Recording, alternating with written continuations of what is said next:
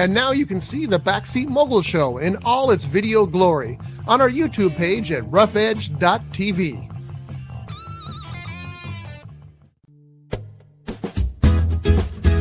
It's tiki time at Harbor Cove Cafe. Dive into the tropical paradise at the end of Spinnaker Drive in Ventura with vibrant drinks, delicious bites, award-winning fish and chips, and more. Now featuring extended hours and happy hour. Fridays from 2 p.m. to 8 p.m., Saturday and Sunday from 2 p.m. to 4 p.m. Harbor Cove Cafe, the hidden treasure at the end of Spinnaker Drive. Visit harborcovecafe.net for more information. Showbiz is a cruel and shallow money trench, a long plastic hallway where thieves and pimps run free and good men die like dogs for no good reason. There's also a bad side.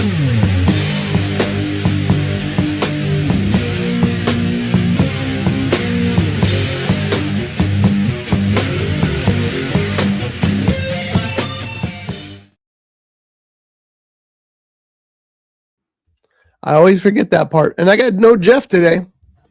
We're going to fix that right now. Where'd he go? Oh, he's right there. Hey, what are you doing? This is the Backseat Mogul Show live here on Rough Edge FM. I am R. Scott Bolton. I am the Backseat Mogul. And this is a show where we talk about showbiz. We saw a lot of movies this week. Even Johnny saw a movie. Turned off his Chicago Death series long enough to watch a movie. Mm-hmm. So as soon as I get us all centered here, it's close enough. We'll start talking. How's it going, guys? That's JohnyD. Yeah. That's Jeff Genet. What was that? I don't know. He was doing his Stallone. Yeah, Sylvester Stallone. Oh, yeah, there you go. Because that's what Johnny saw this week. So I was telling them I had a tooth extracted this week, so I had plenty of time sitting around the house because told you I had pliers. He's just on fire today, folks. Fire. No, you wish I was on fire. It's kind of true. I had a tooth extracted, and they didn't want you to move around much because then it starts to bleed. So I got my lazy boy, I got my TV, I got some DVDs, I got some cable channels. Everybody's, what's a cable channel? Streaming networks. And I watched the movies. So we got lots to talk about. Jeff went to see a movie that, when did you go to see that? Obsession. I saw that Saturday night. Okay. We saw it Sunday night. I was wondering if we're in the same theater. That would have been surprising. No, I went Saturday night at like 10 or something like that. Shall we start with Obsession? Because that's a good story with Obsession going on right now. Or do we want to save it for last? Yeah, do we want to build it? No, we're going to save Speed Racer for last. Okay. Yeah. Does he come in last? Just flames flying off him. I think we know who comes in last, John. Go ahead, Jeff. For Obsession? Yeah. Okay. Took everything off the rails. I apologize. I saw the trailer for that, and I went solely on the fact that I liked the sound design for what they did with the girl's voice. Yes.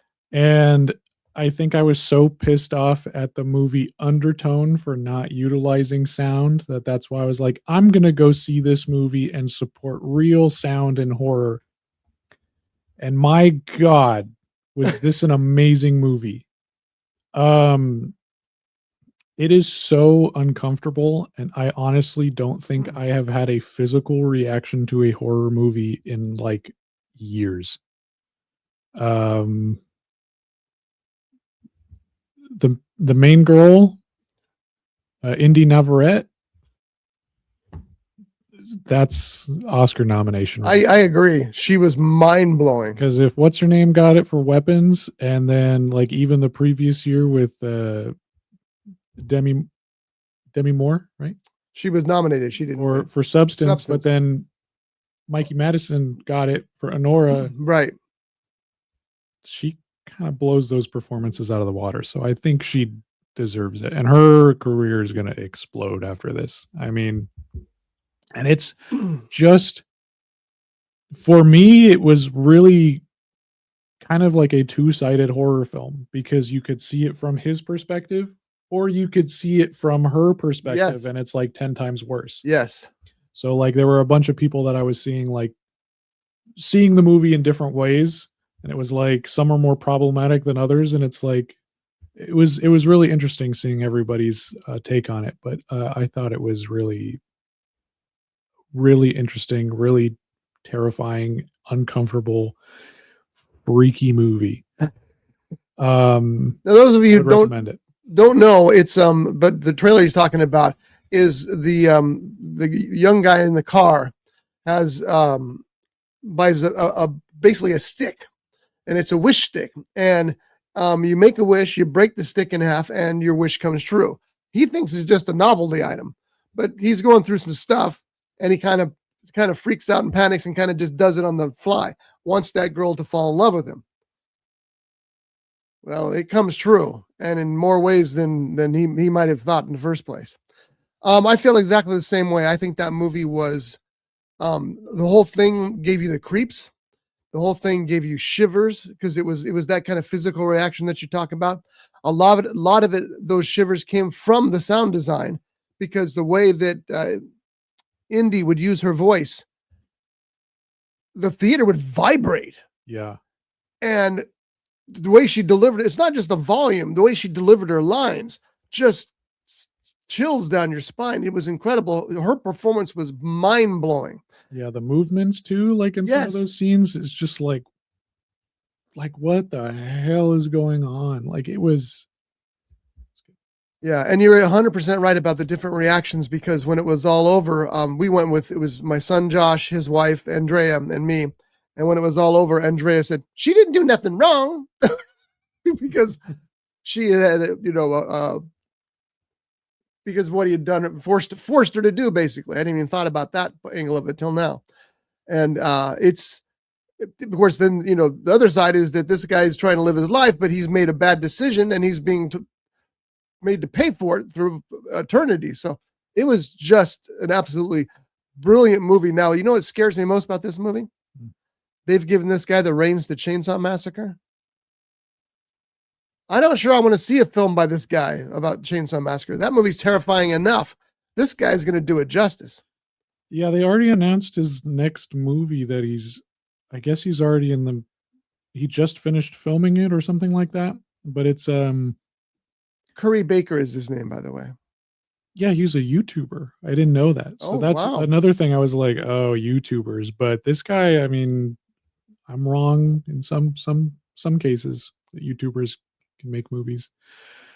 I think that's changing. I think that because the way that YouTuber and even this podcast change, you're going to see a lot more films coming from the YouTube universe, and some of them are going to be really great, which is something that seemed impossible last year. Some are still going to suck. Yeah. But his next movie has who's the guy from Breaking Bad? Bryan Cranston? No, Aaron Paul. Aaron Paul. Also very good. Forget who his co-star is, but it's about these paranormal investigators that fake all of their investigations. Anything But Ghosts? Anything But Ghosts. That's the one. Did that come up? Or yes, it came up. Yeah. Oh, okay. Yeah. They fake all their investigations and then they come across one that's real. Oh, interesting. Yeah. And see, his take on that's going to be great. Yeah. It's edgy. And is she in it? I don't know. If I was him, I'd glom onto her right now. Bryce Dallas Howard. Oh, so okay. So Cooper Thompson's in it. Cooper Thompson was in the other one. Aaron Paul is also very, very good. Cooper Tomlinson was in Obsession. Who do you play? He was good in that too. He was the kind of character that at first I thought I wasn't going to like, because at first you watch that and you think, this guy's the bullet character. Here we go. But then he turns into something more than that. He was very good too. I haven't seen Obsession, but you're talking about the girl's voice. Was it actually her voice or was it computer enhanced? I think some parts were like enhanced because it almost seemed like doubled in certain aspects. But a lot of it was her. Yeah. And a lot of it was just her using her volume and her timbre. It was just really, and her facial expression. expressions. Yeah. And because that woman went through a lot And that's what's weird about what's great about this movie is you feel horrible for what is happening, but you feel horrible as much for what she's doing as what happened to her. And that's all on her face at all times, both sides of it. So I thought it was absolutely brilliant. And it's a monster hit. It was, it cost $1 million to make. It's grossed 35 million so far. So that's a hit already. And yet it's not done. It was number one Thursday. It was the most watched movie in theaters on Thursday. So unless Grogu kills it, then it's going to go on. There's been a lot of movies that were not made for a whole lot of money and have just reaped in tons of money. Which is the best one? There's actually probably the cheapest to make, but yet garnered the most. I have an answer to that, but Jeff, do you have a thought? I mean, it's just my answer, so it can be. Had the lowest amount to make it and got the most back. I have no clue because I don't know budgets off the top of my head. The first one I'm thinking of is the one by not the Mexican.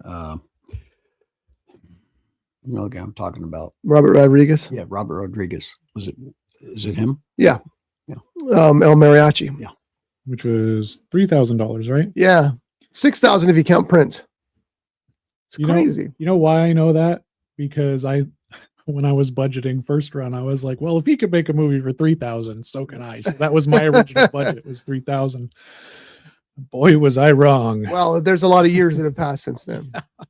And I told you guys a story when I was at one of those conventions, the Video Software Dealers Association.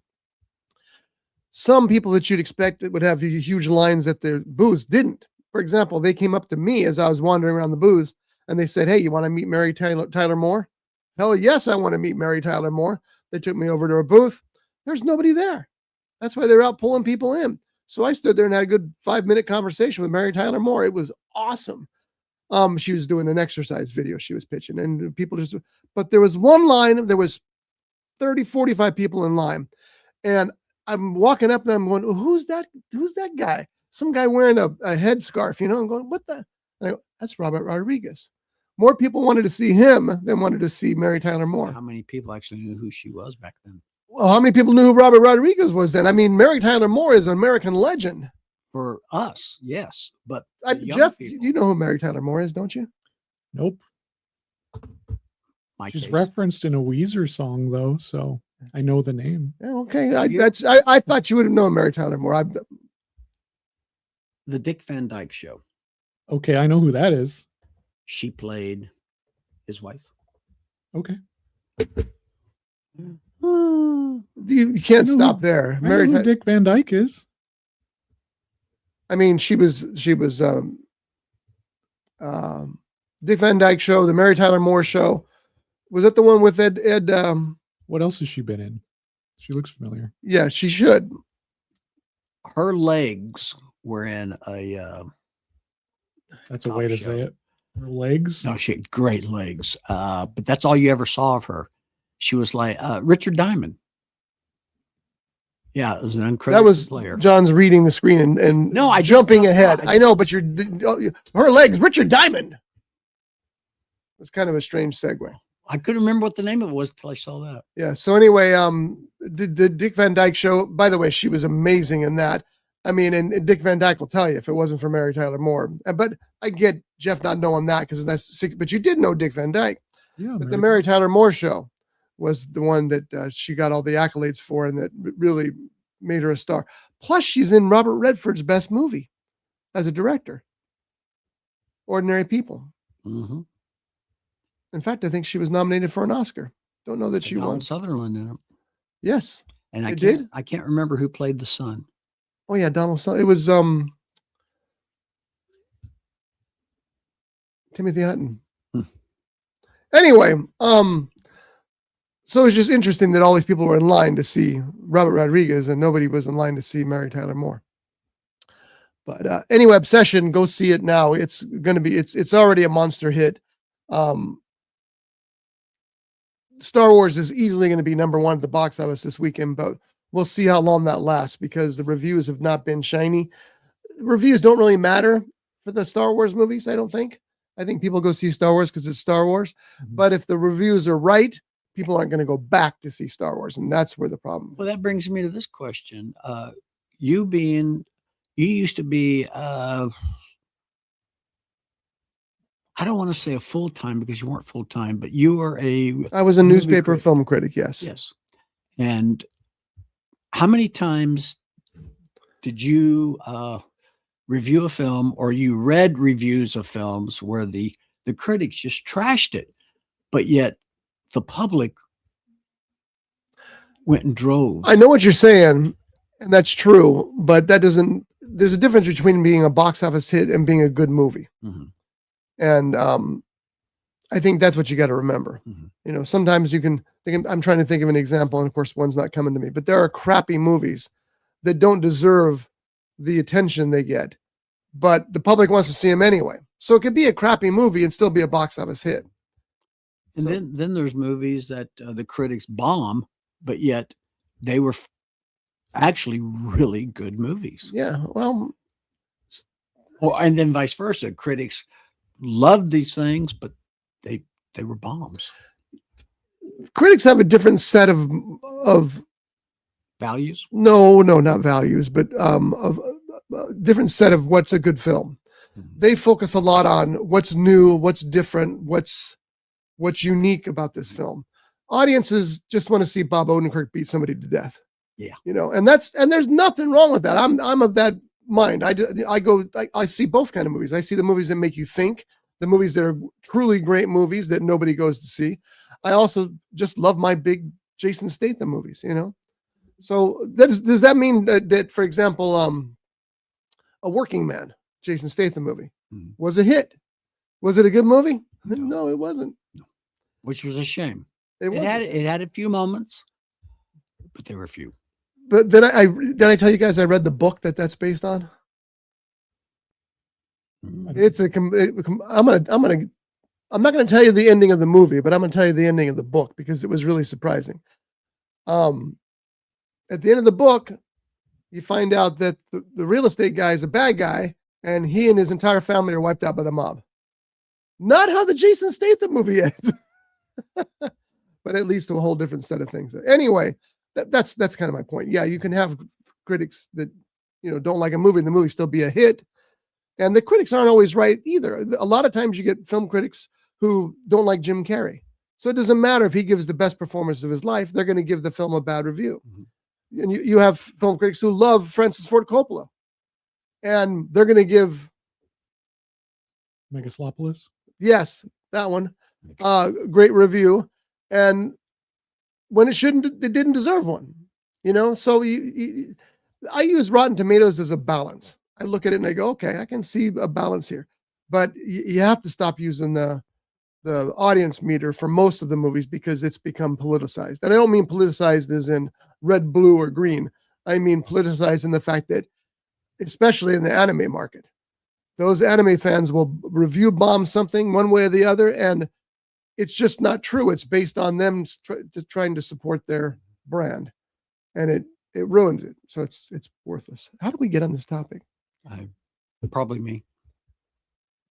If you like horror movies, go see Obsession. It's good. What he said. That's all. And it's worth seeing in a theater too. Wouldn't you say it's better in a theater? Yeah. Yeah, go to your mom and pop theaters. I got it in early. What else you Go to see, Jeff? theaters, period. That's better, John. Just go to the damn movies. Let's see. The next movie I saw was Primitive War. That one is on Hulu.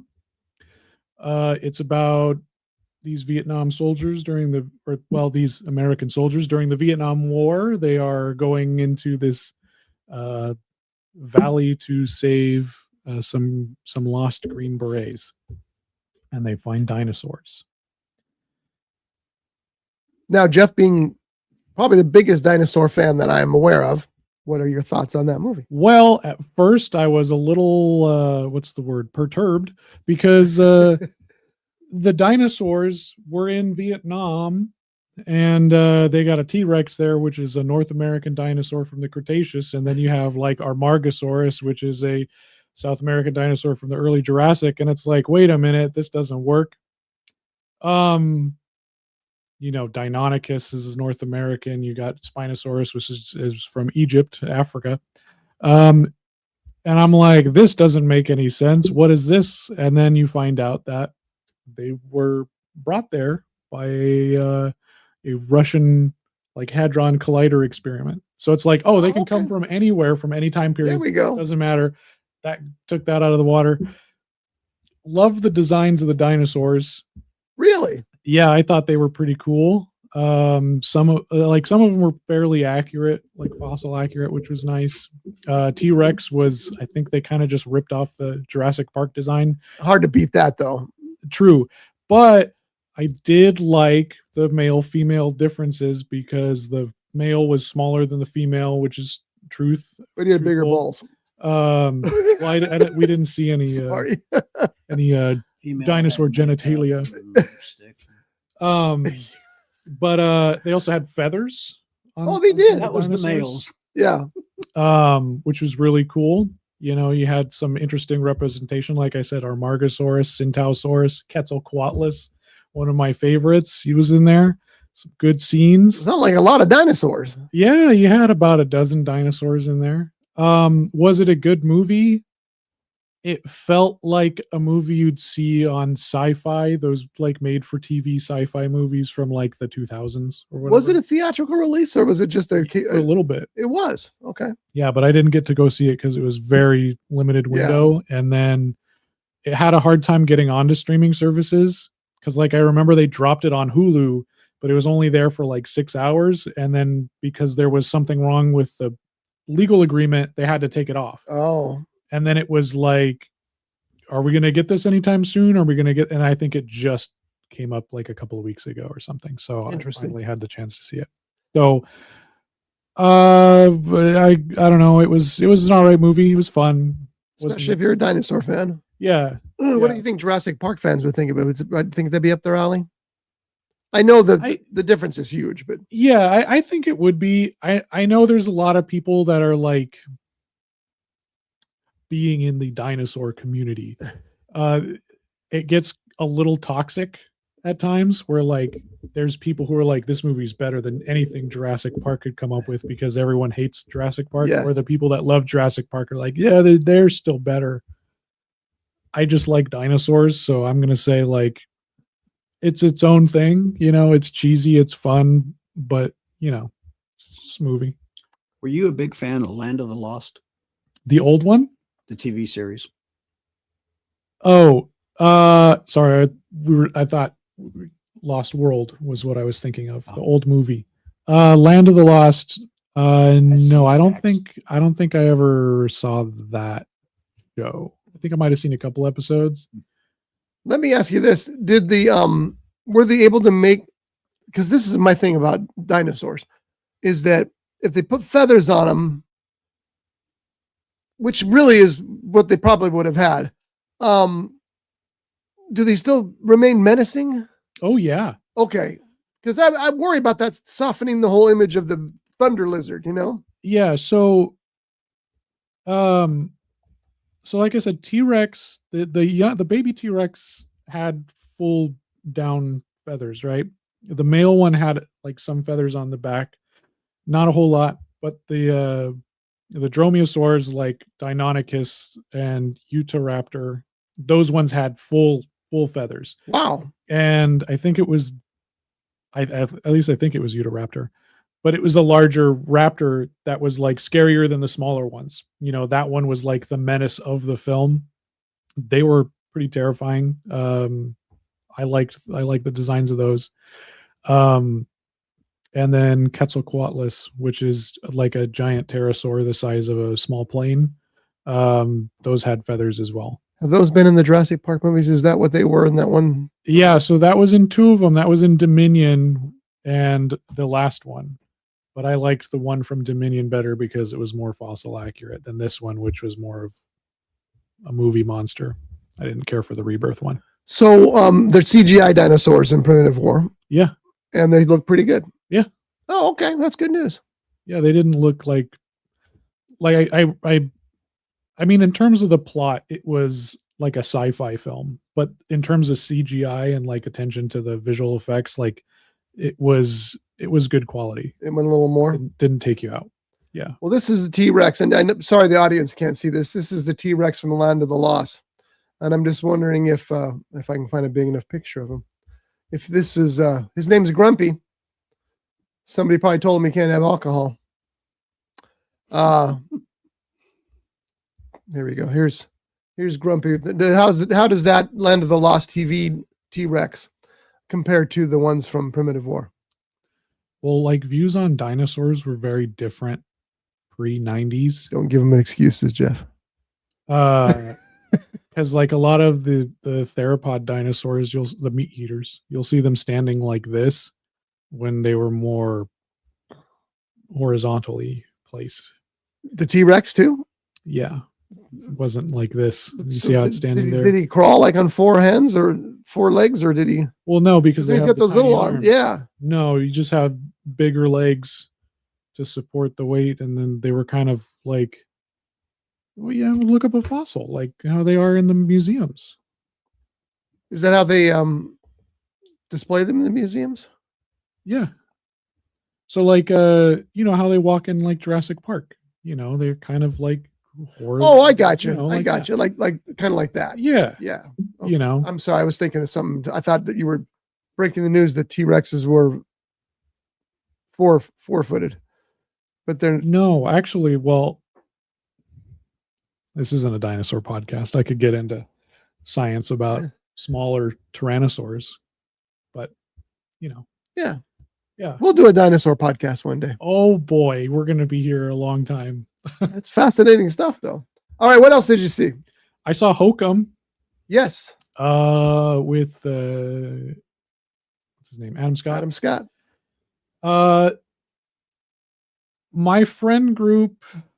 So there was this thing where one friend went to go see it. She hated it. And then another friend went to go see it. They loved it. There was like a whole argument that lasted like, I don't know, a couple hours about back and forth arguing between the good and the bads of it. So I decided to go see it to kind of like put an end to it and be like, all right, it's good or bad. Also because like horror people are like hyping up these 4 horror movies that are coming out in May, which is Obsession, Hokum, Passenger, and Backrooms. Uh-huh. So I wanted to see them all so we could talk about it on our podcast. That's the 127 podcast, which you can listen to on Rough Edge FM and watch on YouTube. It's a Studio 127? 127 Studios. The rainbow logo. So anyways, I went to go see this movie. I saw like a trailer or two from it, and it's kind of advertised like this crazy horror film, like psychological, like, oh my God, that you've never seen anything like it. I think it had the issue where, like with Crimson Peak, how Crimson Peak was advertised as a horror movie, and it wasn't a horror movie. It was a romance story with ghosts as a side piece to it. That's what this was. It was a mystery in a haunted hotel, but the ghosts are used as a enhancer for that. Okay. So you don't know whether it's happening or not. I think it was a quaint ghost story. So not too scary. I mean, I think there's scary stuff it's hard to scare me. Yeah. Because you go into closets where people hung themselves and hope to find their ghost. Yeah. But I thought it was like, uncomfortable at times. I don't think it was like obsession levels of uncomfortable. Very little is going to get to that point. But I thought it was a fine film, like a 7.2 out of 10 or something, I thought it was all right. Okay. I want to see it. I've heard Josh and Andrea went to see it. They both said it was like Stephen King's 1408. Yeah. So they kind of get that feeling from it. Yeah. And that was a great movie too. So, and a great story. That's the one with John Cusack, right? Cusack, yes. Okay. Yeah. It's been a while since I've seen that one, but I don't remember. Was that one like that one wasn't like super scary, right? It was kind of like It was ambiguous. yeah, it was feel kind to of scary. It was more tragic because Stephen King's ghosts, they're mean. Yeah. They're vicious mean. This is like that. When it was over, it was kind of like, how like old fairy tales, how like they have these kind of like dark backgrounds, but it's kind of like everything happens for a reason. Yeah, there's a moral to the story. It always comes back around. That's what this was. It was like a horror fairy tale. So thumbs up, thumbs down. Yeah, I'd recommend it. Yeah. Weren't the original Grimm's fairy tales not so happy? Pretty grim. I would say they were called Grimm's. Yeah, I would say like that. Yeah. Okay. That's worth it. All right, what else you got? Oh boy. Let's see. That was Hokum we were just talking about with Adam Scott. Adam Scott's very good, by the way. Yeah. Who directed that? Adam Scott. I don't know. Some guy. Bob's the director. The director. I'm sure we're going to come back around to Big Combo. That's what I watched next. So I'll just go to Passenger. Okay. Passenger was the third horror movie that came out this month. It is. I actually did not want to see this movie because it looked kind of dumb from the trailers. To me, it looked like it was just going to be a standard horror movie. What's this one about? Because I know I've seen the title and what have you, but I don't know anything about it. So the trailer was just like these two guys in a car, and then one guy gets out to take a piss, and then he comes back, and then his friend's gone. Yes. Kind of thing. And then it's just the guy he passes, and then Yes. he passes again, and then he passes again, and he's in the car. Like one out in Ventura. There's a ghost that does that. Yeah. So this is that. There's a ghost. It's a hitchhiking ghost, essentially. A demon thing.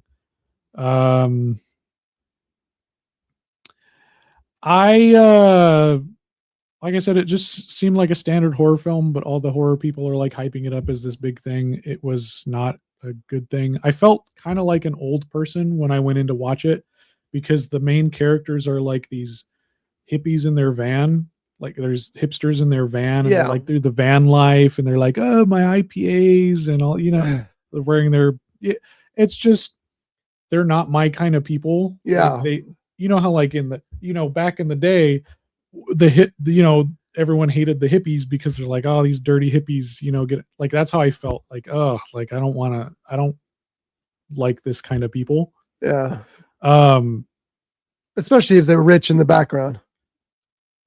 So I had to like kind of take a step back. Like I'm like, I don't relate to these people at all. And like, let me just take it for the story. Yeah, the story was not good. The ending sucked. Talking Passenger.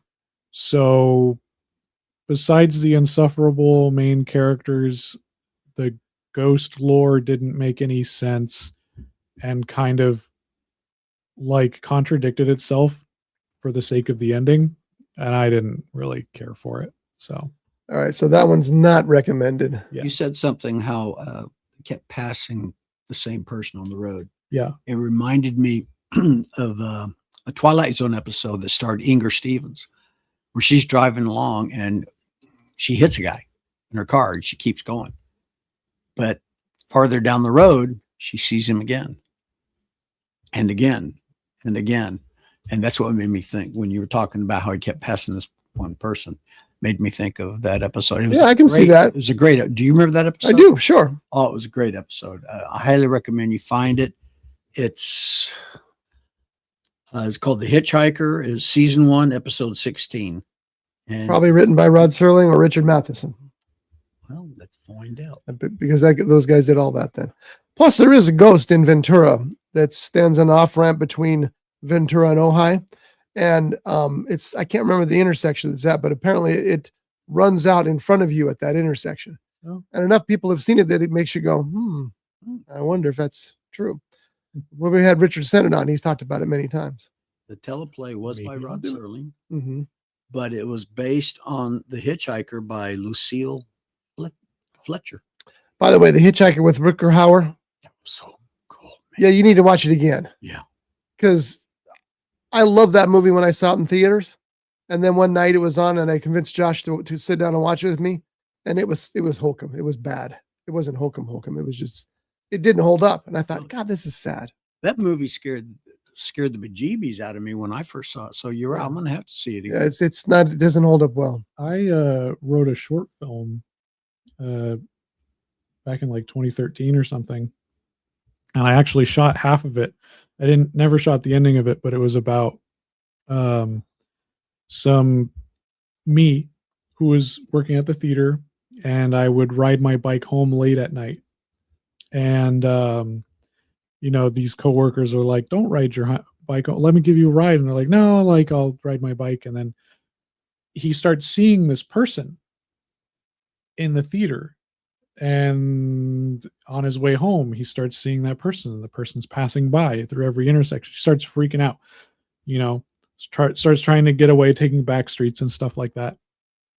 And he ends up, I think the ending was he ends up getting hit by a car.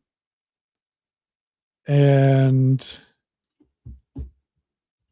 I don't remember the ending of it. But anyways, the whole point of it was, there's a thing where when you're close to death, you see ghosts.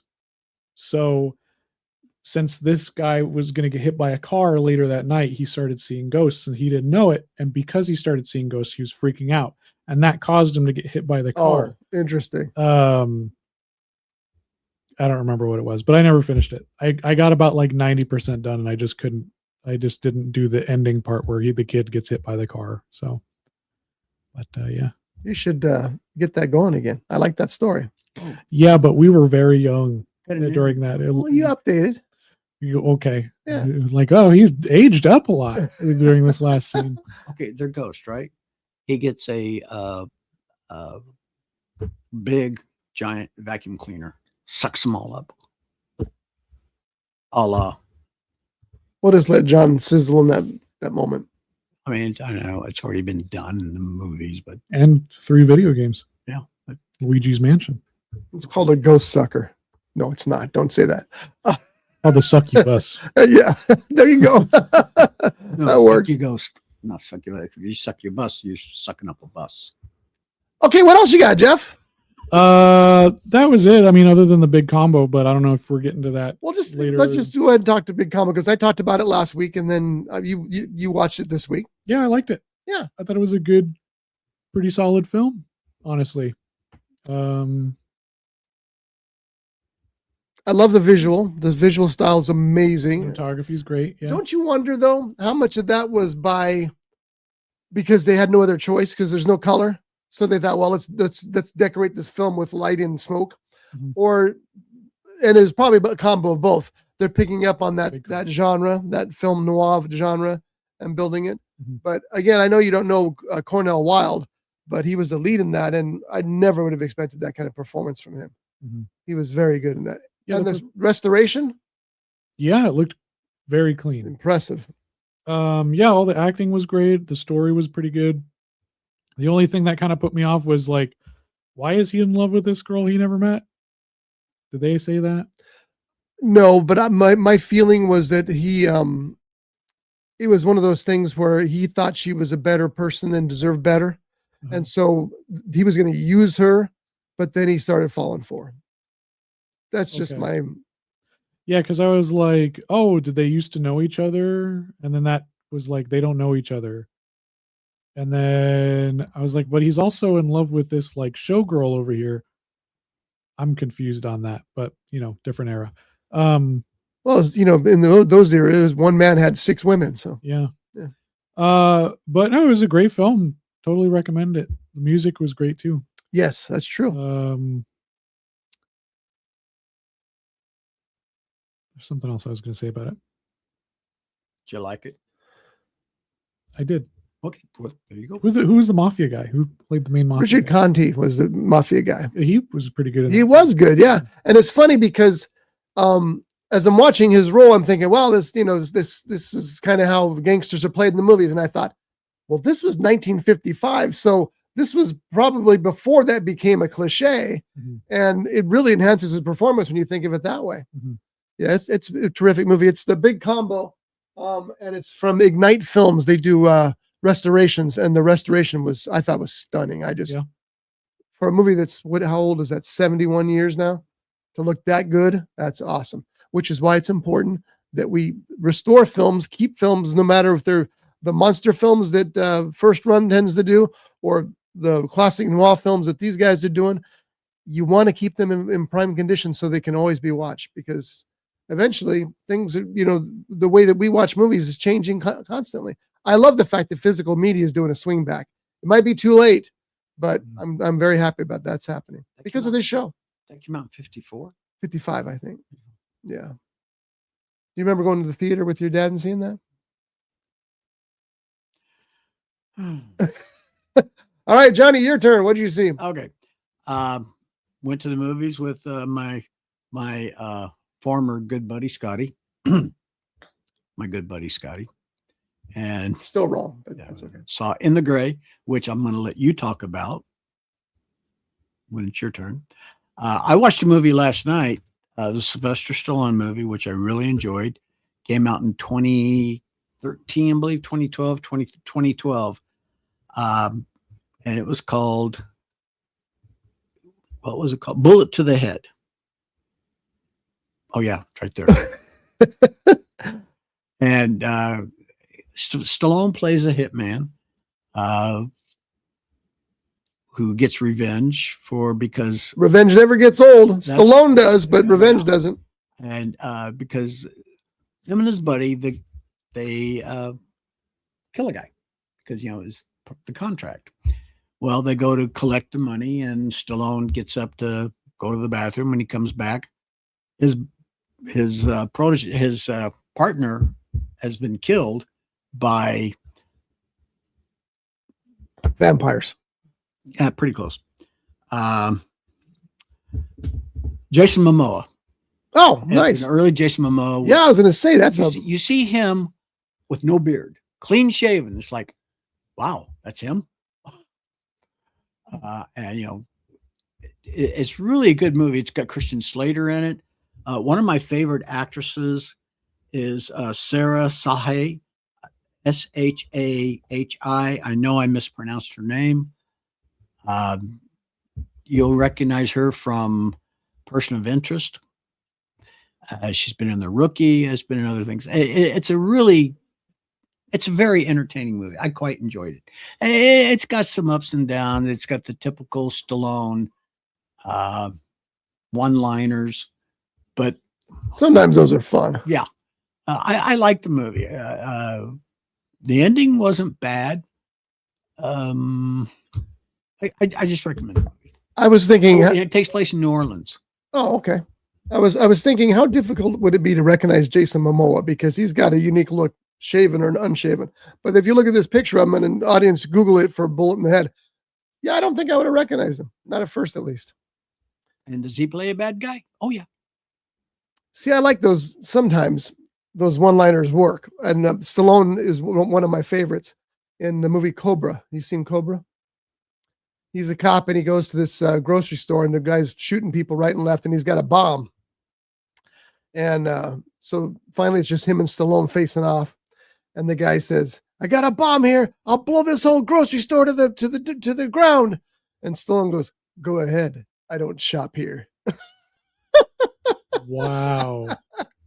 It's like, oh, it's a bad movie, but that line made me giggle. Yeah, I want to see Bullet in the Head. It's been on my list forever. I can show you my list right now, and Bullet in the Head's on there. So that brings me also something else. Stallone's character's favorite bourbon is Bullet.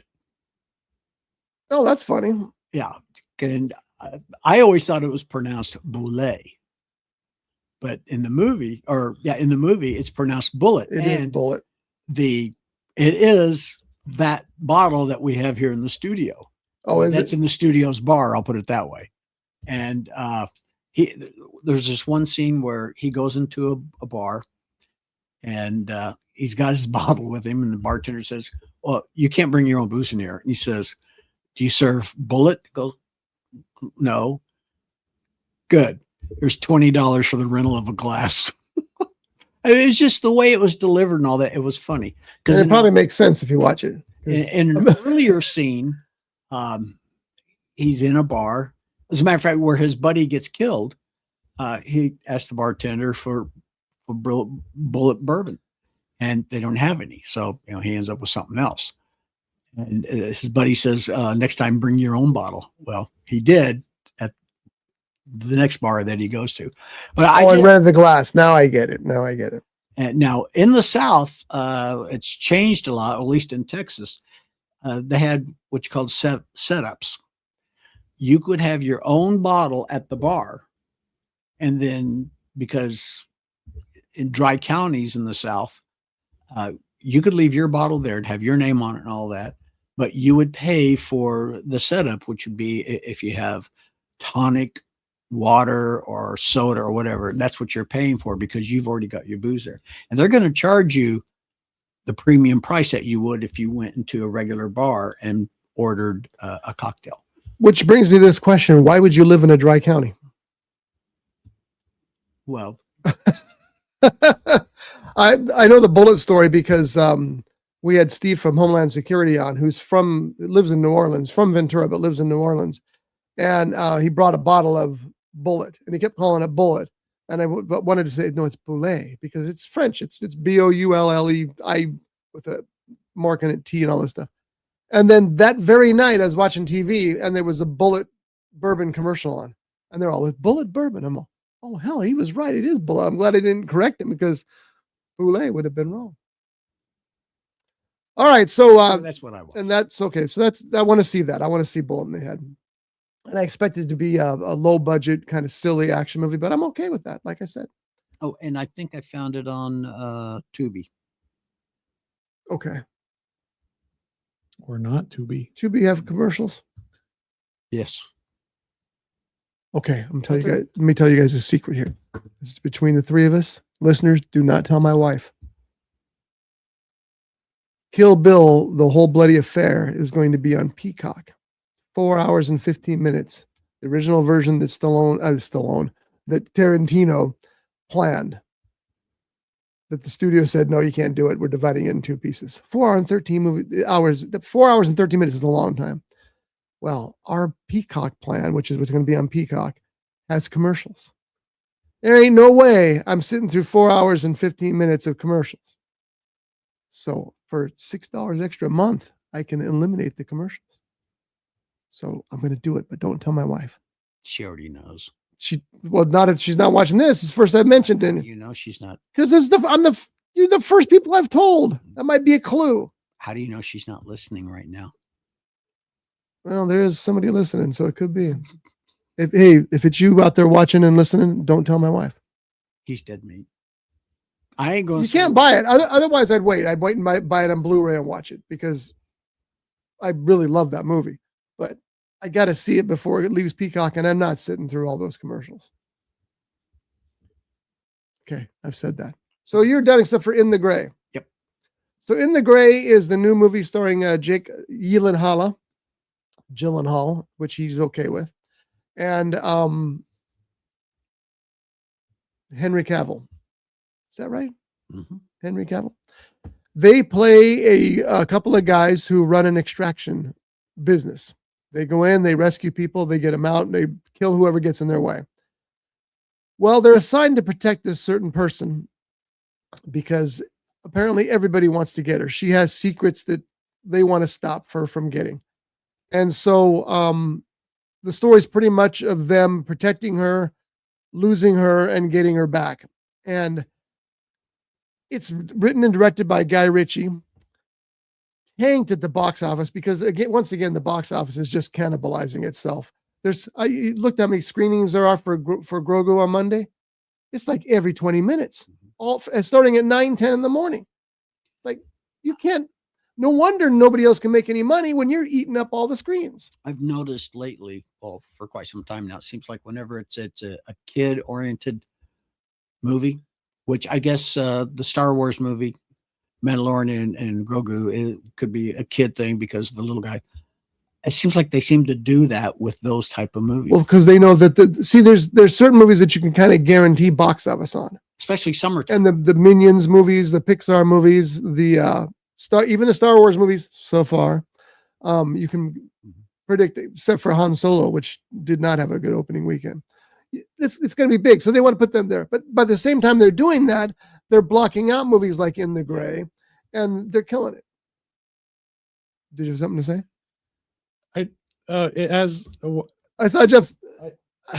There was an ad for Mandalorian and Grogu.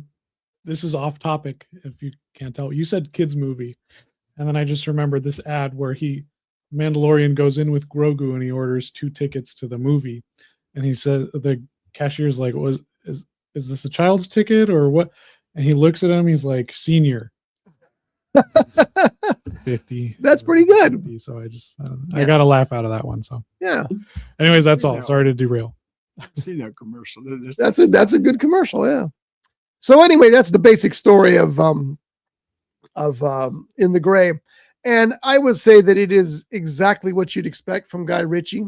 It is an action movie that looks more expensive than it was. It was still too expensive. I think they spent $85 million on it. 85 million, and you got 3 million opening weekend. Ouch. Tons of action, well acted by both Gyllenhaal and Cavill. This also, you know what? I'm going to take a second here and look up her name because I always forget it. And she has been in a lot of things recently, and she's great. Was it on the cam? Was it on the? It was right there. Yeah. No, you're good. Huh? What am I looking? No. Oh, there it is. What you were looking for? Aiza Gonzalez. She is amazing. She's also very good in this. I don't know. Well, I do know. Because if you're looking for a James Bond director, I think Denis Villeneuve was the right choice because it's his dream to direct a James Bond movie. And look at what he's done. Look, I just watched Sicario recently. Sicario is like a preview of a James Bond movie. You see the big action, the sprawling shots, all that stuff. He is the right choice, but Guy Ritchie, I think, also would have been a good choice. Here's the difference. The Dune movies probably going to gross when they're all done close to $2 billion. This one, $3 million opening weekend, deserves better. And I don't know that you can even go to the theater and still see it because it's going to go at that level of bombness. It's going to come and go quick. But I really enjoyed it, and I really recommend it to anybody who likes those kind of action movies or who likes Guy Ritchie movies because he also creates really good characters. And I thought it was terrific. I enjoyed every second of it. Well, even though that Cavill and Gyllenhaal, their characters go in to save basically their boss. Yes. It starts out. She is hired by Rosamund Pike, also very good in this. Yes, by her firm to retrieve $1 billion that her company loaned to this guy who refused to pay it back. So Rachel, Aiza, her team, which involves those 2 guys, it's easy for me to say those 2 guys. That's fine. To go and retrieve this. And in the process of doing that, that's when she gets taken and all that. But the way it starts out, there's another team that goes in to retrieve this money. And they get wiped out. After the guy has agreed to do it, he signs paperwork and all that, and he has this henchman. Which is why they pay the big bucks to those 2 because they want this done. And then it turns in, like I said, there's a lot of secrets, a lot of backstage sneaking around, and it's just really good. Go ahead. I was going to say, if it's not in the theaters, it's going to be streamed soon. Yes, watch it. It is good. Yeah, I'll buy it on Blu-ray when it comes out. It's funny, I think, how titles can kill a movie, just a title, and I think that also might be part of In the Gray's problem, because In the Gray, what does it tell you about the movie? Not much. They do explain it in the beginning.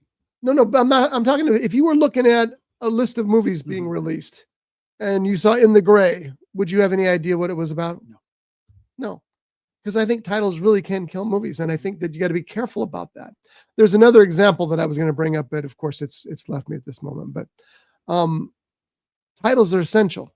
I mean, for example, you want the greatest title of all time. And I think this the fact that it's still so popular today proves it. Jaws. You know, looking at that title, you may not know it's a shark, but you know it's something that's got jaws, and that tells you all you need to go. No, and that I was going to say the Bible. that's also a big piece of fiction and could be described the same way. So, Move over. Lightning's going to strike. still here. Lightning's You busy. too. Okay. Huh? The wall's behind me. Don't get me wrong, it's a great novel. But anyway, but boy, I could get in a conversation right now that would just I mean, I talked about dinosaurs. You guys might as well. no. We'll skip that. But it kind of is a dinosaur at the same time. It's a good movie. It's a very good movie. Yeah, In the Gray. But don't let the title stop you. And it was a Jason Statham movie. The last one, Shelter. The hell's that about? Shelter? And it didn't do as well as The Beekeeper, which is a great title. And I don't remember Shelter. See, there's the whole I point. really don't. Do you ever buy any movies from Groove online? GRUV? Never heard of it.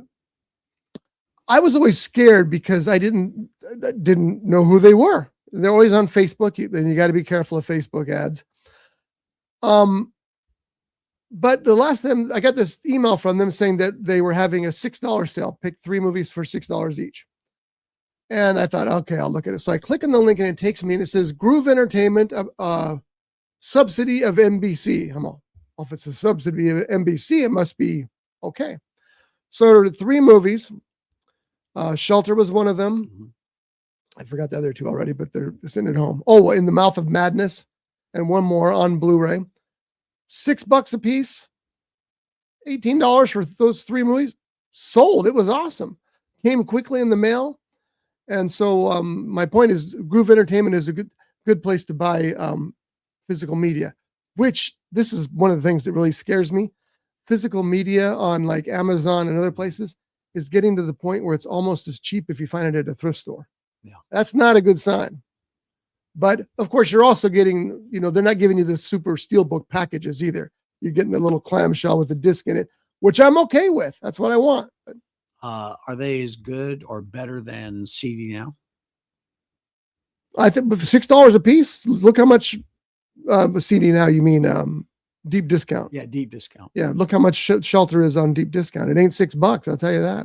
I don't know. I used to buy stuff from them all the time, and it's been Yeah, their prices are still good, but I'm telling you this, and they got another sale going on right now. That's kind of the same thing. So Groove Entertainment, GRUV. If something goes awry, don't blame me, because first time I've ordered from them, but I was thrilled that time. It was Who owns NBC right now? the National Universal. Broadcasting Corporation. No, I mean, it's like a big. Who is it? Is it? Universal. Oh, is it Universal? Okay. Yeah. Is it going to be Universal titles? No, it's all titles. It's all titles. Yeah, Okay. it was great, and I haven't seen In the Mouth of Madness in ages, which I'm anxious to see if it makes more sense now. Have you seen that? John Carpenter, Wait. Sam Neill. Oh, no, I haven't seen that one. I was getting confused with Prince of Darkness for a second. Another one I want to see again. Alice Cooper's in Ozzy Prince of Osbourne? Darkness. What? Prince of Darkness, Ozzy Osbourne. Do you know that Alice Cooper has a song called Prince of Darkness? I do now. Yes, you do. Okay, so I saw a whole bunch of stuff this week myself, and I'm just going to give you a brief things on it, unless there's something we can all discuss here. But as I said, I had a tooth extracted, and so I had plenty of time.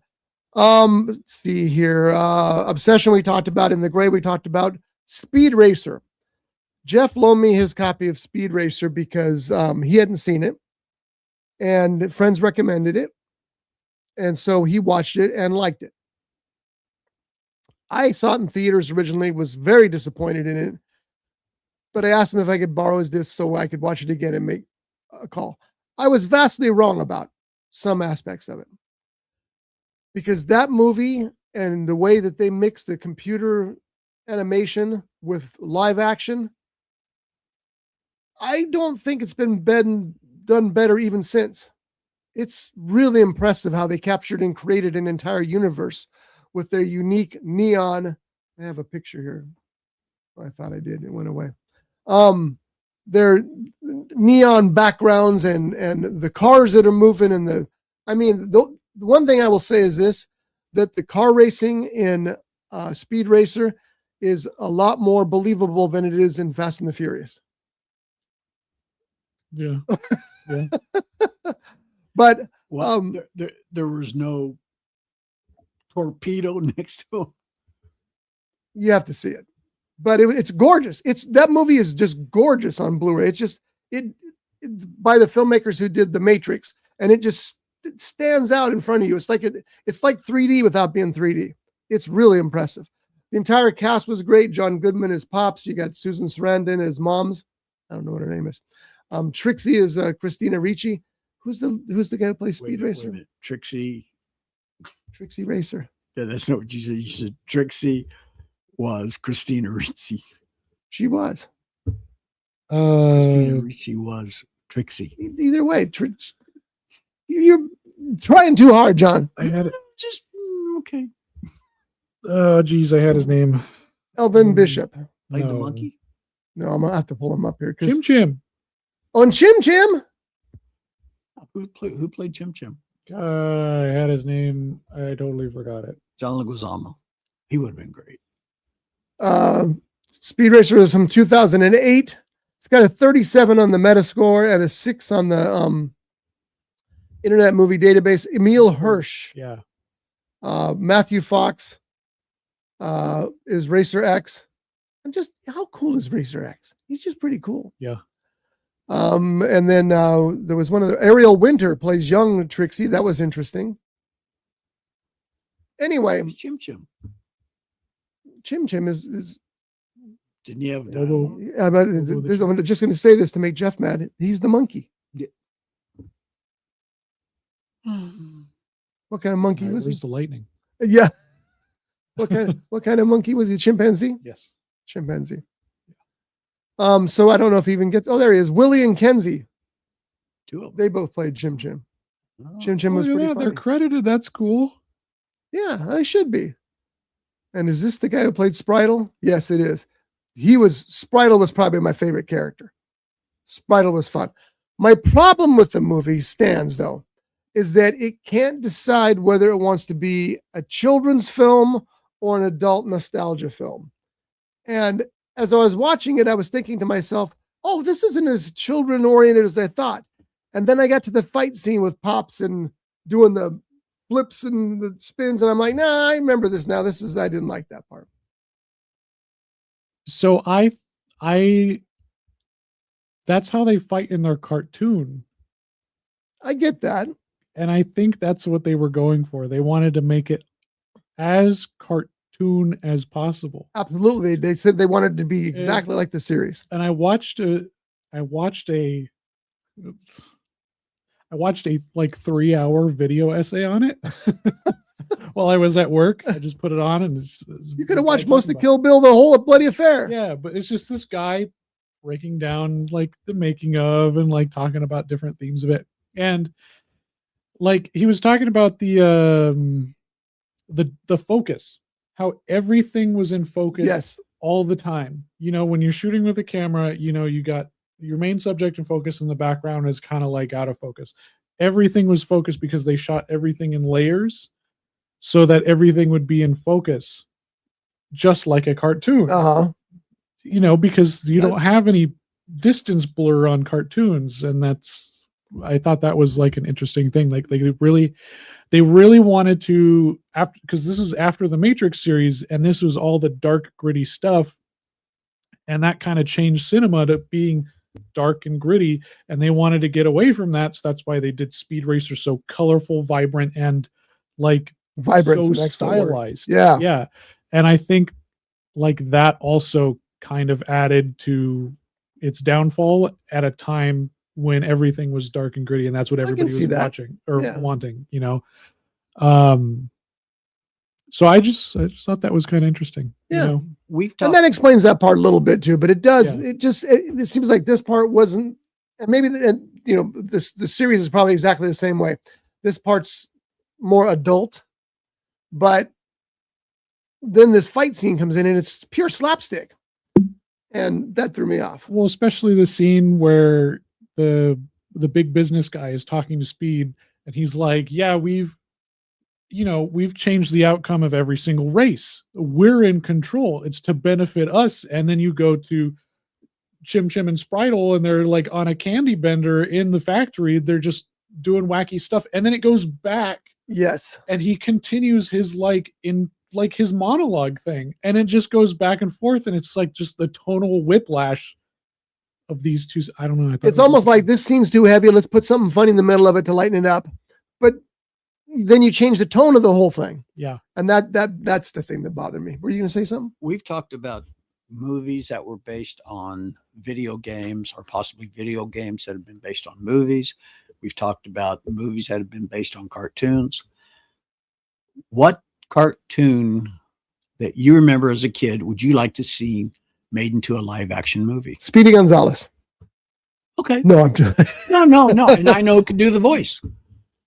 No, you can't. Okay, fine. Well, now I'm curious. He was talking about himself. I know. No. Now I'm curious. No, not me. Oh, not you. Okay. I was going to say, go ahead. Let's see it. No, it's no. Yes, I can. No.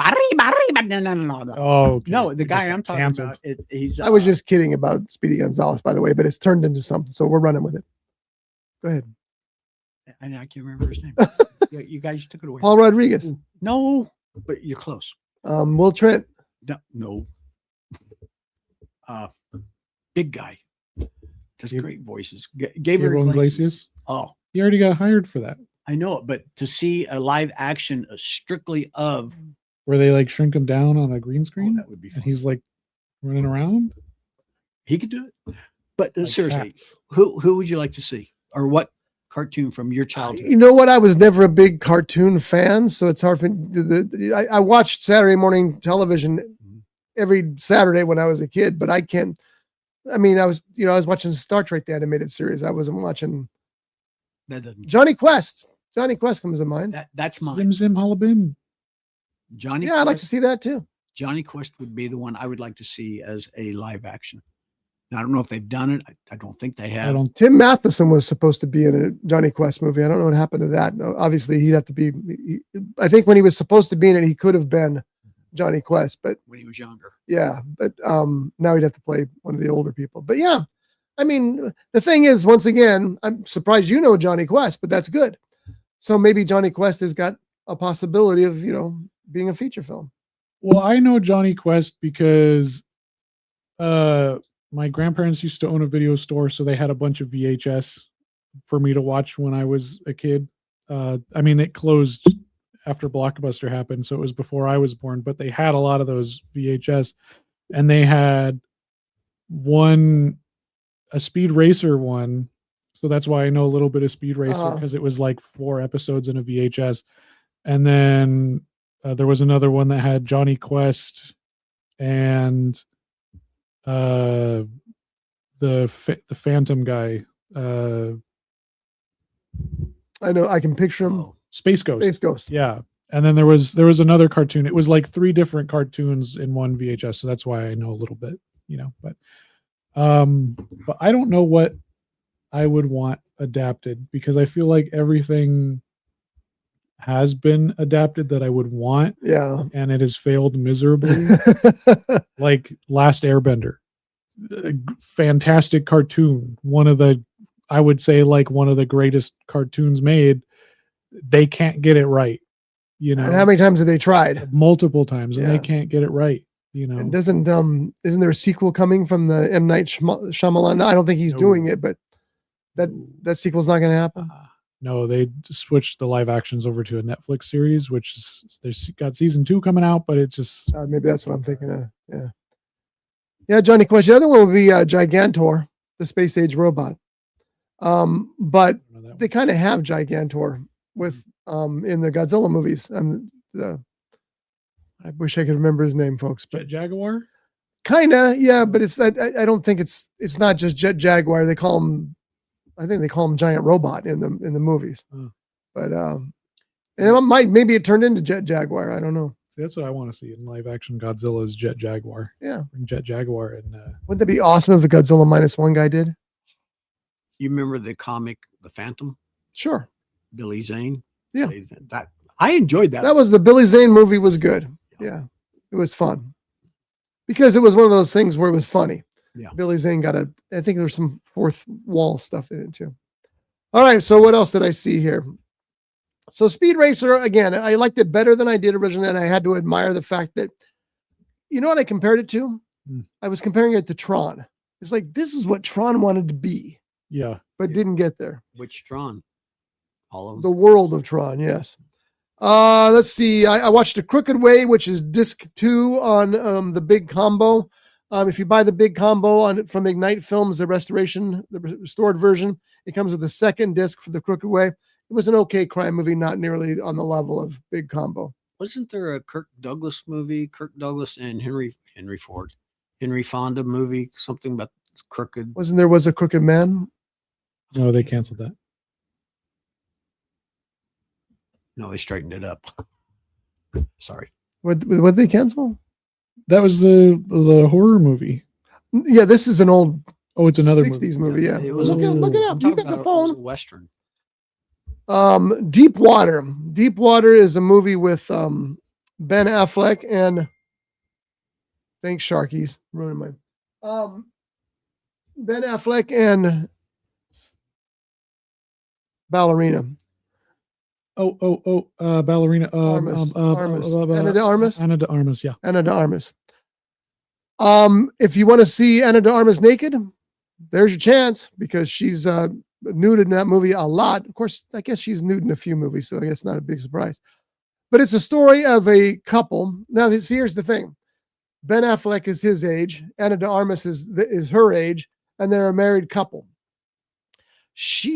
Because he's older, he doesn't want to do the same thing she does. She wants to go out and party and with her friends and laugh. Yeah, there was a Crooked Man. From 1970. But this is Dark Water. And he and she wants to go out and party and drink with her friends. He'd rather stay home, and he goes with her, but you can tell his heart's not there. Most of the time he just goes with her and he gets pissed off because she's hanging out with younger guys and really hanging out with younger guys, if you know what I mean. There's a series of those men that she's seeing that he's perfectly aware of that end up dead, and not in a good way. And so your first thought of course is that it's Ben's character who's killing him but then you think that's too simple. It couldn't be that simple. It'd be it's kind of dull if that's what it comes to. So I'm thinking, who else could it be? And then at the end, I realized it was just that simple. So we'll move on from that one.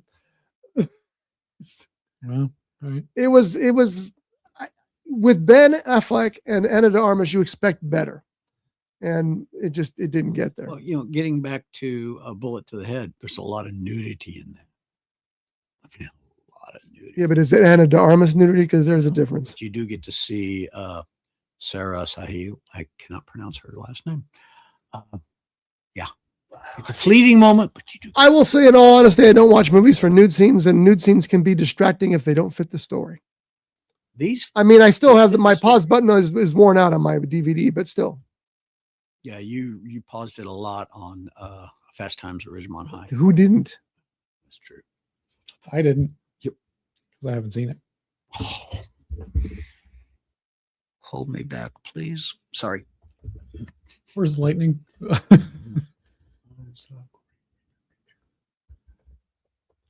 Hold on.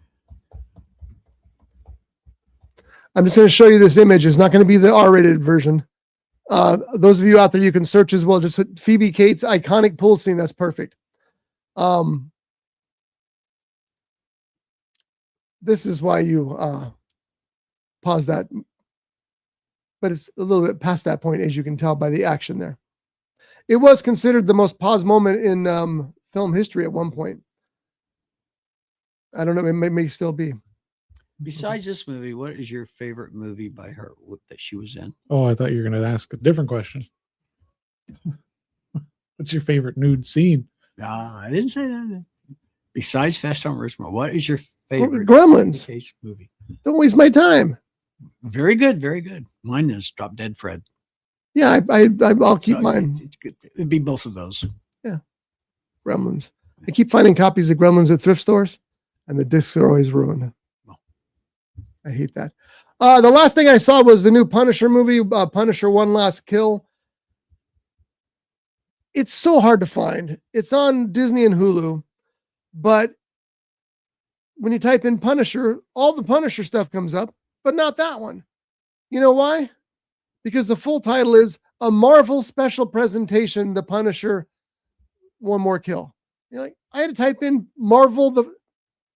It's annoying as hell. But anyway, this is co-written by John Bernthal, who plays Punisher, who's probably the best Punisher. He's really good. Who's the best Punisher? Yeah, he's probably the best. He's definitely the most well drawn, because the Punisher's killing spree comes from a world of tragedy. And the tragedy, I mean, there's nobody that does that like John Bernthal. I don't know if you guys have, do you watch the,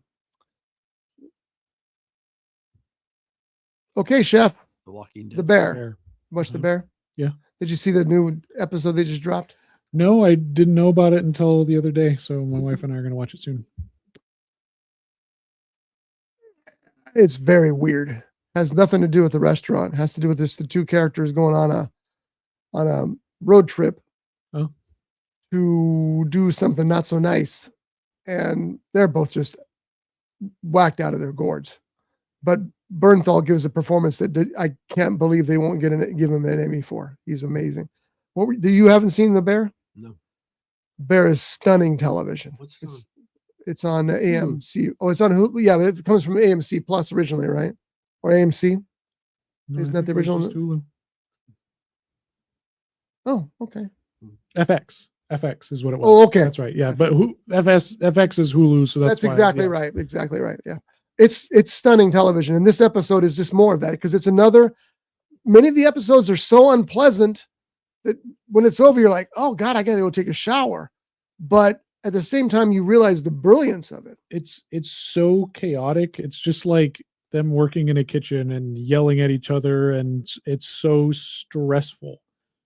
You feel every ounce of their stress. Yeah, and which makes the non-stressful episodes just feel like this, like warm blanket. Yeah, you're just like, all right, there's a moment of pause, and then the next episode just is double what the previous one was, and it's good television. I'm just going to say these two words to you: Thanksgiving episode. Yeah. My God. My wife doesn't like hectic stuff like that, but she loves The Bear because it's real, you know?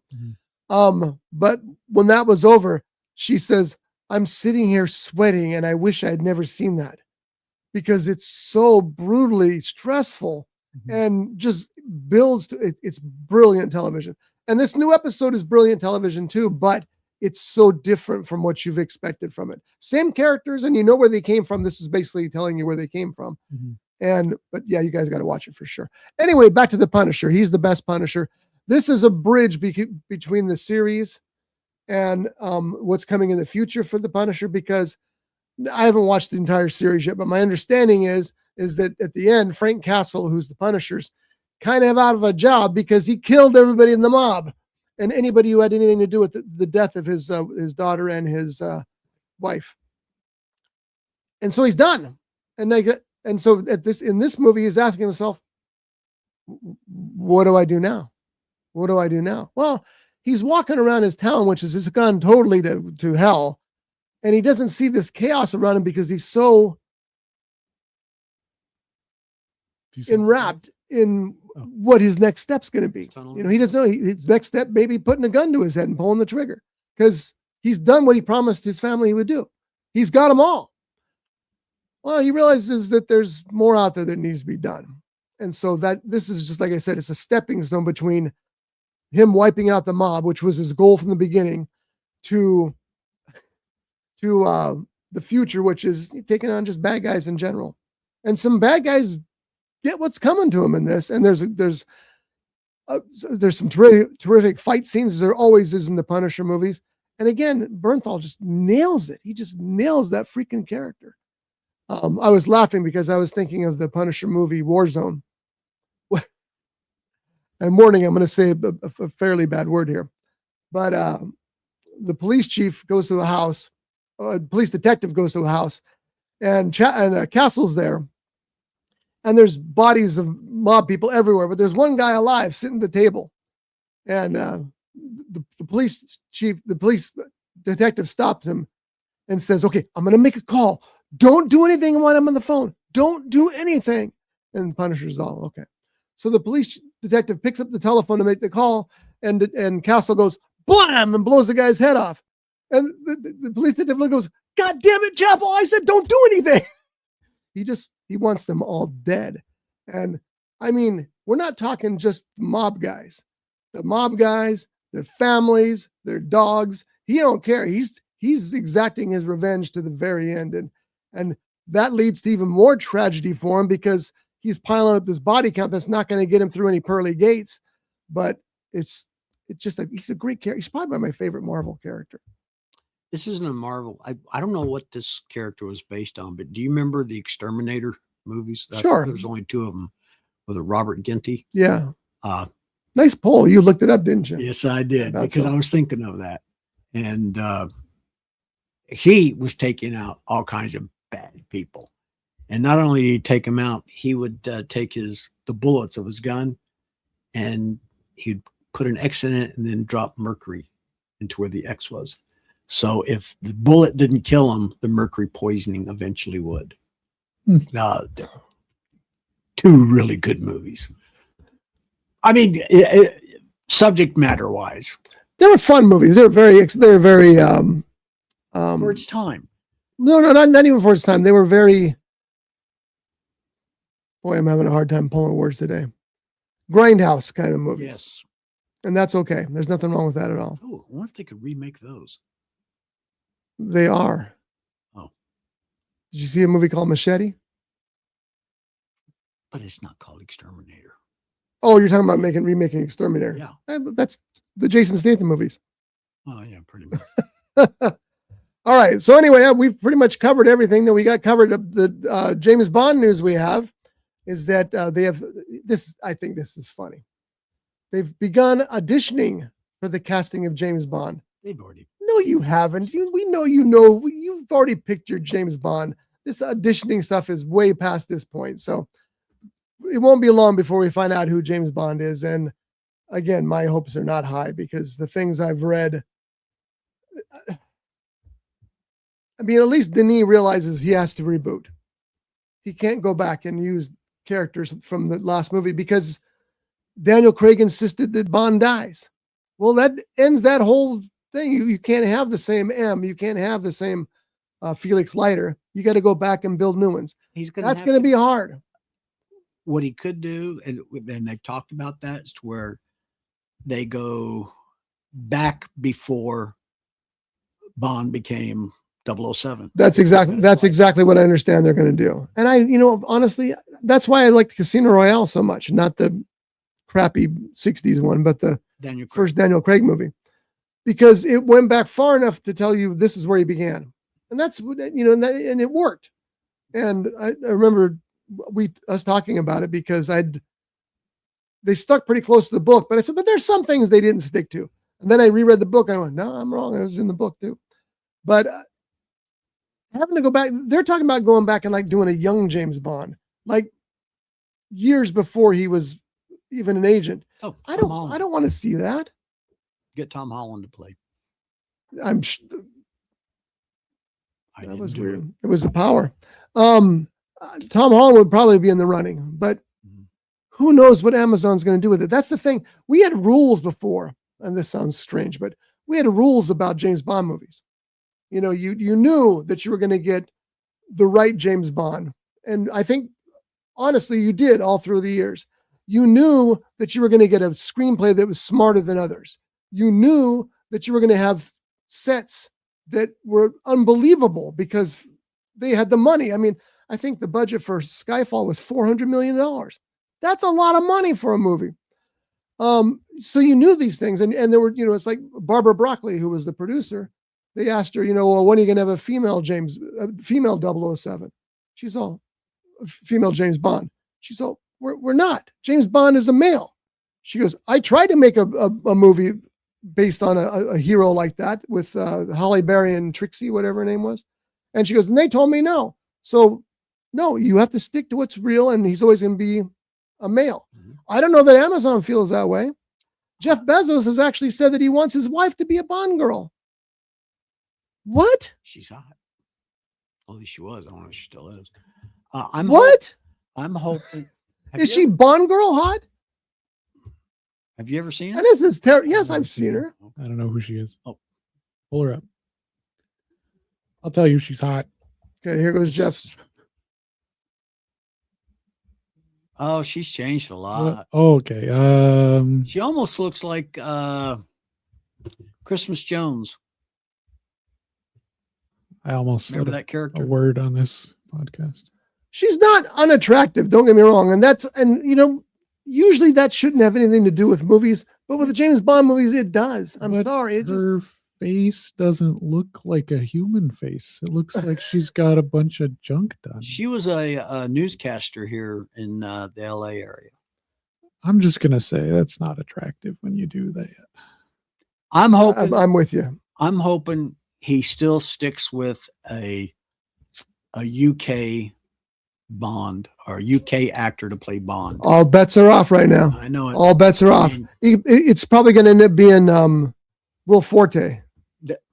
I mean, I don't know. I don't know what they're going to do. I hope they get it right, and I feel good that Denis Villeneuve is in it. I mean, directing it, but that doesn't mean it's going to be great, especially if they're forcing him. No, we're not going to do the barrel opening sequence. Get rid of that. It's iconic. Every Bond film needs to open with that. And the same thing with that iconic music intro. They got to keep that. Yes, they need to have a big name to do it because it's become part of culture. Mm-hmm. When they announce a new James Bond movie, big name bands start writing James Bond songs because they want to be included in that. I can't tell you how many discarded James Bond themes are out there. The Mighty Reckless, is that the name of the band? Anyway, they did a song that was great, but it didn't get chosen for Alice the film. Cooper did a great song. Alice Cooper did one for that exactly that reason. The good news is that the new James Bond game, First Light, is supposed to be amazing. So I'm looking forward to that. But anyway. Does Bezos control that as well? I think he may only own the film rights. So I don't know. But for all I know, he owns everything. So we'll see. But here's the thing. I had complete and utter faith in the Broccoli family because they've always produced. They produced the first James Bond movie. They produced the last one with Daniel Craig. And history shows how successful. I think it's the most successful film franchise of all time. Of course, there's 25 movies, so that makes it a little easier than, But I don't know anything about what Bezos is going to do. My fear is they're going to use all these algorithms and surveys and stuff and come up with something that's blasé. With the exceptions of the very first airing of a Bond on television, which was played by an American actor as an American, I guess, CIA agent. Bond needs to be someone from the UK, whether he's from Ireland, England, Scotland. He's got to be a UK character. Why? Because that's canon. Well, and that's a deep subject for all of our shallow minds. Canons are deep subjects? I think you got your metaphors No, he mixed. said, well. Oh, he did. That's true. I don't care who plays James Bond as long as they fit the character. Their heritage doesn't matter to me. Do you want a Russian actor to play Bond? If he can pull it off, of course. You know why? Because I'm not a racist. Years ago, I don't remember when it was, but Clint Eastwood was approached to play James Bond. Was he? Yes. I don't believe that story. I've heard that story. No, because Bond he said Bond should be someone, you know, Yeah, a new person. I've read that story many times. I ain't buying it. I Let's don't think go that's ask him. I don't think that's a real story. Call him up right now. Call No. him. Call him. I've heard that story many times. I don't believe it. Do you think? Hello, Clint. How do you go from Sean Connery to Clint Eastwood? And how do you choose Clint Eastwood in the midst of his spaghetti Western success and say, oh, he'd make a great secret agent? It's just too hard for me to believe. It may be true. He made a great Dirty Harry. But, oh, very famous British character. That's true. No. I'm saying. That's the difference, though, John. Don't you see? You go from the guy with a big hat and a big gun in a Western to Dirty Harry. Okay, well, you know, he's still kind of a cowboy. James Bond's not a cowboy. Well, that depends on which character you talk about, which Bond actor. No, Bond needs to be English or of English Again, origin. I don't care as long as he gets the character right. Doesn't matter to me. And that's what I'm worried about. One of the things. So you wouldn't like Will Forte, is what you're saying? No, I would not. Okay. Who would you pick? Johnny Depp. You always pick Johnny Depp for everything. He could pull it off, I believe, but no, I don't think so. I really believe it should be. I don't know if he's too old or not. Keith Richards. Oh yeah. No. Loki. Tom Hiddleston. Tom Hiddleston. Tom Hiddleston. He was in the running Yeah. back when Broccoli was looking for If somebody, they're but they decided he was too old. But if they're even going to then, go with a young actor, then I still go with Spider-Man.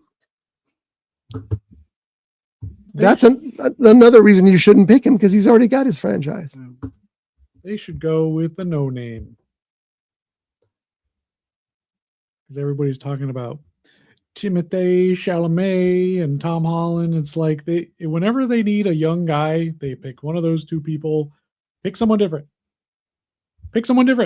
And you know what? This is the time to do it, because you don't need that big opening box office weekend. You need a big weekend. Don't get me wrong. If it even ends up at theaters, which at this point is still up in the air. But now is the time, if you're going to reboot it, put somebody in there that you don't know, let them do a good job and become a superstar overnight. I mean, right now, this is it's almost the end of May 2026. If they were to start production, I'll say the first week of June, when would it hit theaters? I think it's scheduled for 2028. So you'll be dead. Oh, I'm gonna laugh in your. I will come back and laugh. I know. I probably shouldn't say that. Right next. I shouldn't say that to people anymore. Yeah. Let's see. Amazon James Bond. I'm pretty sure it's 28.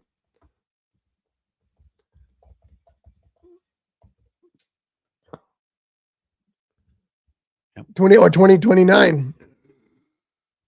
Oh, and they got a writer. I didn't know they had a writer, Stephen Knight. Anyway, that's where we're sitting. Stephen Wright. I thought he died. Oh, that was the music. Stephen Wright. Never mind. Sorry, my bad. Is there a comic named Stephen Wright? Yeah, there is. I don't know if he's still alive or not. Isn't God, he? that guy was great. Some of the best one-liners. You can't have everything. Where would you put it? Yeah. Valid question. That almost sounds like something George Carlin would say. Exactly. Yeah. All right, we're out, folks. So anyway, our big suggestion this week is Obsession. Go see Obsession. It is absolutely stunning. But if you're the slightest squeamish about horror films, don't go to that one. Before we go. Do we have any first run news? I edited a little bit this week. Oh, it's news. Okay, so we got that out. GoFundMe. Hey, watch your language, man. This is a family show. Okay, John, you want to do this? Go ahead. Hey, pay attention to the screen. Do it. That's why he gets the big bucks. Wow. What an ad. Help us finish this adventure comedy film of first run. Take it, Jeff.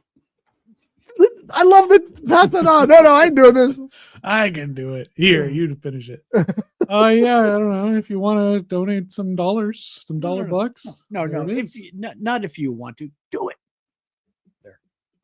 We put the trailer out last week, as you saw. If you watched the podcast, if you listened to it, you heard it. Yeah,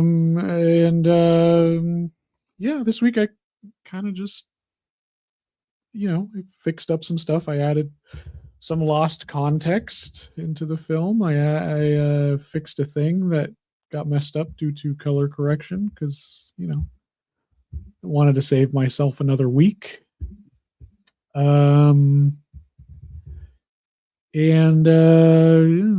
Just mainly took a break this week so I could work on writing. So that's about it. What are you writing, the sequel?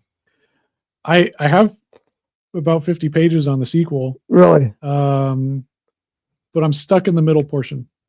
No, I was writing that ghost book I've been doing. Oh, well, that's good too. Yeah. Speaking of writing, we don't have time for that today, but buy my books. Or Scott Bolton. No, what's the latest on your current book? My printer died. Oh yeah. Hey, finally get to the point where I can print my first draft of my book and my printer dies. And we were talking about Jeff Bezos with the James Bond, the fact that he owns Amazon. If you go to Amazon.com, look up R. Scott Bolton, author, buy his books. It's good enough. Second shot coming soon whenever they can get my damn printer fixed and people to read it. So we're going to close out with a trailer for First Run, and we'll see you next week, folks. Bye. Bye. All right, guys, bad news. There was a mishap at the post office, and the DCP for Galaxy Battle ended up in the town over. So I need one of you to run over there and get it. Vincent, you up for the job? Yeah, but I'm training a new guy. Take him along with you. Yep, let's go. Oh, my God. Okay.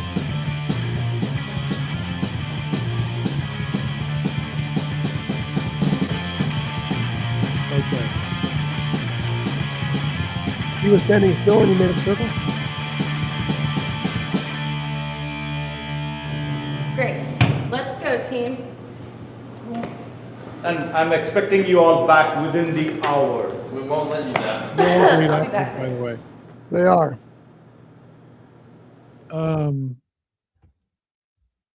Watching them work was impressive. So tell us what you fixed.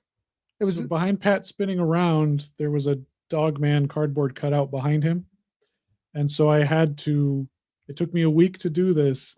I had to take a piece of the wall when Pat wasn't standing in front of it, and I had to make a wall over it. And then I had to finalize that clip, put it over my movie, and then I made a mask. And then I had to, while Pat was spinning around it, go frame by frame and map out that mask around him. So that's 24 frames a second for an 8-second clip, 36 points of articulation around the mask that I have to move per frame. Was like a week of work to do that.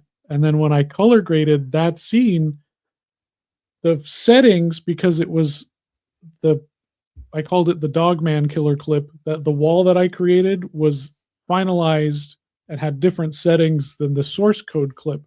So the color didn't match up.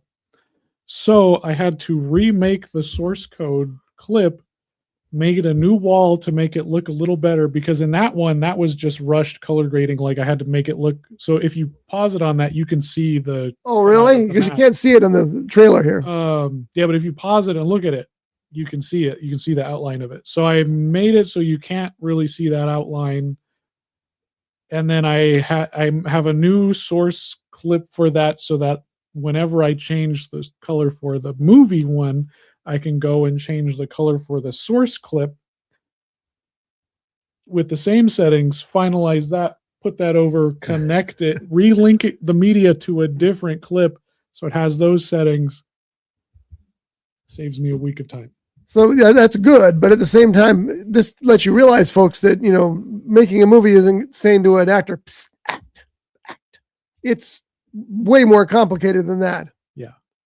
It was fun. I had fun doing it, That's what counts. That's what you did it for, right? Yeah. All right, we're out of here. See you next week. Later, bidets. Bye. Later, bidets. Bidets. Brought to you by The Grape, Ventura County's premier jazz venue and cocktail lounge, located at 2733 East Main Street in Ventura. For menu and music schedule, visit them online at thegrape.club. This has been a Rough Edge Studios production.